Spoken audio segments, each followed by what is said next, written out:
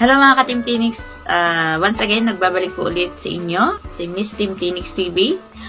Once again, I wanna share again. And share po ulit tayo ng video or ng about sa ating page. Based on my experience po ulit to, ayan, for my experience, lahat po ng isi-share ko sa inyo. Dahil nga na-experience ko, so isi-share ko po sa inyo. Ang i-share ko po for today is about paano nyo malalaman kung na-plug content kayo at kung bakit ba kayo napa-plug content. Ayan, isa yan sa mga nagiging failure or problema ng ating FB page ang magkaroon tayo ng plug content. Paano ba malalaman kung may plug content tayo? Unang-una, mapapansin nyo, walang views ang inyong video na in-upload.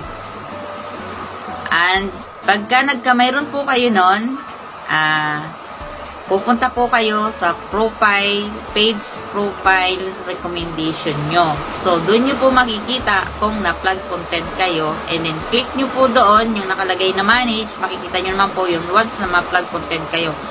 At, i-delete nyo na po ang inyong plug content dahil yan po ay apektado ang inyong monetization.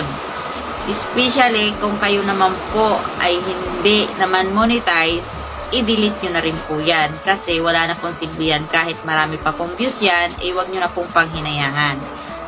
Gaya ng ginagawa ko na plug content ako.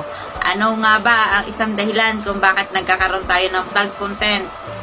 Isa po sa naging experience ko din at isi-share ko po sa inyo. Once lang naman po nagkaroon ako ng plug content at kung bakit at anong video ang na-plug content ako.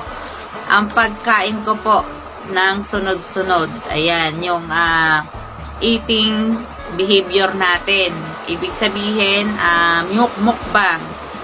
Hindi na po ina-allowed ni Meta o ni Lolo M na magmukbang tayo kasi nagkakaroon ng eating disorder po yata yun. So, hindi po maganda. So, binaband na po yan ni Meta. So, pwede naman pong magpakita ng video na kumakain. Wag lang po yung sunod-sunod na parang nagutom tayo ng sobra-sobra. So, yun po ay mayroong plug content at eating disorder po yun. So, yun lang po. At kung nagustuhan nyo ang video ito, syempre, pa-like and share and follow na rin po ng aking page para sa aking mga video pang ilalabas at tutorial. For more videos, follow my page. That's it. Bye-bye. Good luck.